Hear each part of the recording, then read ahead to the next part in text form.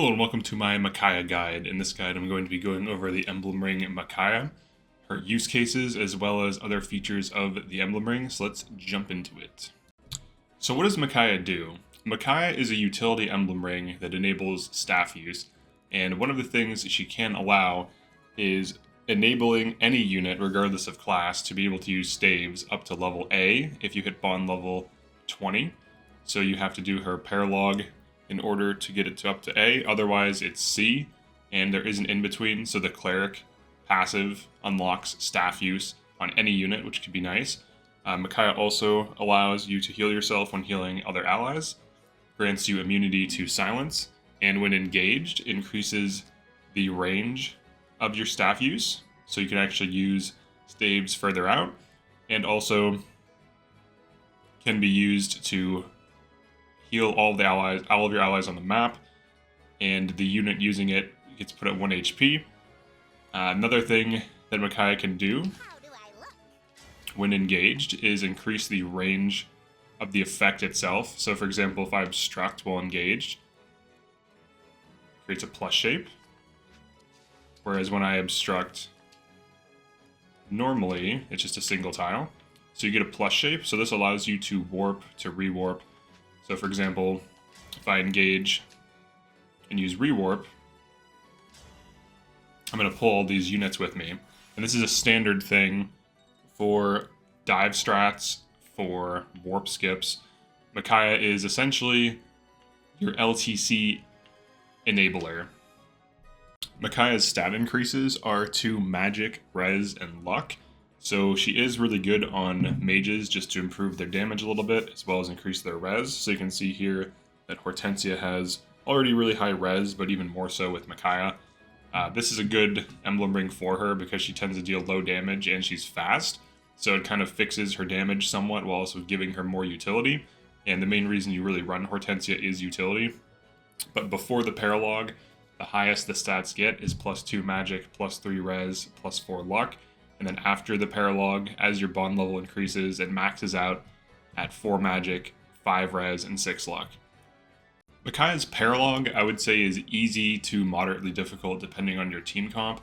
Essentially, is a tower defense map where you're given a lot of siege tools, but essentially all you need to do is Lucina Bonded Shield in the center, spam Corin Fire, and then hold down either flank with high durability units, and as long as those units can tank, you can either delay enemies or just completely stop them outright. So I usually have, some kind of tank over here, bonded shield combo over here, and then if any enemies get through this side here, I just kill them with off tanks. And you can also obstruct. So if you obstruct here and then park a tank here, as long as they can't fly, they can't get through this. So as long as you hold the center, you'll be fine. You can also aggressively dive her if you have solid units with either high might or good speed, so that you can double her. She does have pretty high speed of 34, but depending on your units, you might be able to just warp in some damage units and just kill her outright at any point in time. So you could start slow pushing the center, hold a bonded shield, move the bonded shield into her. That's another way to do it. So that way you take the fight to her. But you can turtle and win, you can dive her and win, you can slow push her with bonded shield. Honestly, this one's pretty easy. So as long as you make use of even base game emblem rings, you'll be fine. So what are some good units for Micaiah? Hortensia comes to mind because she specifically was designed to be a staff bot. Her personal class has the ability to conserve staff uses, and her other passive so her personal class gets World Tree, and her base passive increases healing staff range +1. This also affects warp and rewarp for whatever reason, but I'll take it, it's extra range. So she is probably the best user of Micaiah. She uniquely has pretty high speed while being a staff bot, and benefits from the magic because she has kind of lower magic. So if you want to attack with her on Elfire or something, this kind of helps her. Anna could be a good unit, so if you have Anna on Mage Knight, Anna on Sage, I don't think it really makes sense, but Anna on Mage Knight would be fine. So that way she gets staff access and can start using utility. Sidal can be a good user of Micaiah, just for giving him staff access. So if you want him to AoE heal your entire team, he can do that. He can also cleanse. Micaiah's So let's, actually I can't show this. Let me leave. Let me leave really quick. He has Chi Adept, can cleanse with Great Sacrifice. I'm going to go over that in, like, you know, later on in the video, but that's something very useful to Micaiah, especially on Even Your Dancer. So check this out. So Augment, 20% to HP healed by staves, and then Great Sacrifice also cures status. This is very useful, especially when dealing with freeze spam or silence spam or debuffs in general. So that's something to consider. So Sadal actually is pretty good with Micaiah, even if you just use Great Sacrifice for a single turn, and that's all he ever uses. Other units, any units you want to put staves on, any units who need magic fixing, usually it's going to be mages. Ivy can be okay, but she usually needs speed fixing. Anna, Hortensia, Sadal, I'd say these are your main targets. Mavier could be okay at it. He already has staff access though, so it's debatable. It would just be for, you know, the utility, like warping stuff. If you want Hortensia to be doing something else, if you're not running Hortensia. Veil could be a good unit for it, because she doesn't have staff access. It also fixes her magic, like improves her magic a bit, so that can be kind of nice. Linden I wouldn't do. Mostly any magic unit who has speed and wants magic increase. But the units I just went over, I think those are probably the best ones for it. So what are good classes for class interactions? I would say Sleipnir is pretty good. There isn't a specific flying interaction, but because of what you get from running Hortensia, Sleipnir is pretty solid. Other good classes could be Chi Adept, so for example, if you have it on your Dancer, or if you have a Martial Master Fram utility. I think she's like way at the bottom here because I didn't use her in this run. But like a Martial Master Fram, or any Martial Master would be good. Dragon is also good. Armor is interesting because it kind of has like an exploit, I would say. Like it has an XP farming exploit. So let's find an armor. Oh, he's a Great Knight. I think I was running like Great Knights on this run for some reason. Let me change his class. Let's do that. I think I need to buy a second seal first. Armor has a specific exploit where it targets all allies because it gives you a buff, but it also gives you XP. I think Choopy found this. It's a pretty crazy exploit, but it's worth mentioning, and I will demo it. Weirdly, Great Knight is not considered armor, it's considered cavalry. So the only armor unit in the game is General. That's actually considered armor. Okay, so let's check this out. I'll show all the bonuses too, so you can kind of figure out which unit you want to run this on. Alright, Louis. You have been selected. Alright, so here's the type bonus. Armored grants defense +1 to all healed during the next combat. And from what I understand, it hits everyone, including green allies, even if they're not missing health, because it still buffs them and it still gives XP for it. From what I understand. And we'll test it too. Alright, so there's that. There's the dragon type bonuses. There's extra range +1. And then there's this. So instead of losing all of your HP when you Great Sack, you get put to 30%, which isn't as bad. But usually when you use this, you're in a safe position, and you should heal the unit afterwards anyways, as a general rule of thumb, so that they're not in danger. So there's those two. And then there's the Chi Adept. Let's check out Sadal here.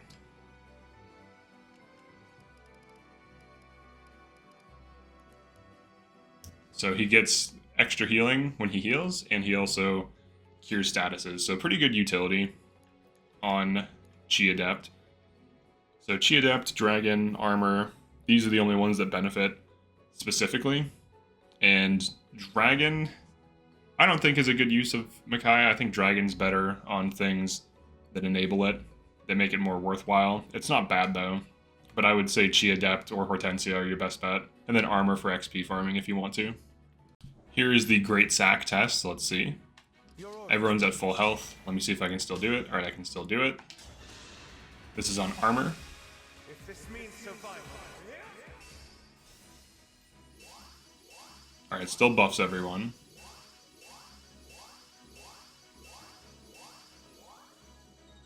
And it still gives XP. So he almost just leveled up from buffing people. So if you want to do XP farming, what you can do is essentially just keep building up engage meter, leave like one or two enemies alive to keep building up meter on, let them attack you, and then you just keep popping Great Sack and XP farm. You can also do this on Jean's Paralog specifically because enemies are constantly attacking and it's easy to build up meter because you can heal to build up meter as well. And then Great Sack and power level units this way. I consider this an exploit and I personally wouldn't do it, but if you want to do it, you now know that you can. So what are Micaiah's passives and which ones should you get?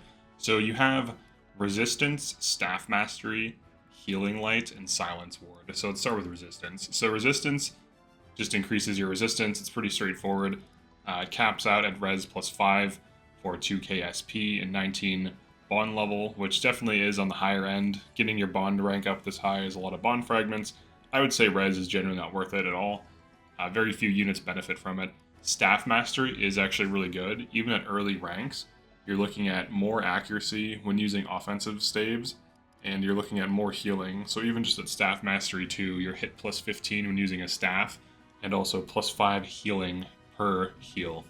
Now at the higher ranks, at Staff 5, you're +30 hit, and you're +15 health. So if you want a dedicated healer or a staff bot, especially if they're already a Micaiah user, this is a really good ability. It's also great for entrapping, for fracturing, for freezing. So if you want to have Hortensia be a staff bot, Staff Mastery 5 is pretty worthwhile. Silence is a good utility, Silence Ward, to prevent yourself from being silenced on specific maps. It's so cheap that you could unlock it and just turn it on when needed. Healing Light is nice to have if you're not using Micaiah, because if you're using Micaiah, you already get this. Same thing with Silence Ward. But if you don't, or if you're not using Micaiah, you can use this to chip heal yourself. So, you know, if your healer is damaged and something else is damaged, they can heal the target and then also get some of that health back. This is also very cheap, so it can be an okay utility. I don't really recommend unlocking it though, but you can use it if you want to. So what are the emblem weapons that Micaiah gives? The first one is Shine. It allows you to illuminate up to a 5 space radius when attacking. Its damage is kind of lower. It's fairly accurate. It has a little bit of crit, but mostly it's used for utility on certain maps. Next you have Nosferatu, which does have higher might and restores 50% of damage dealt.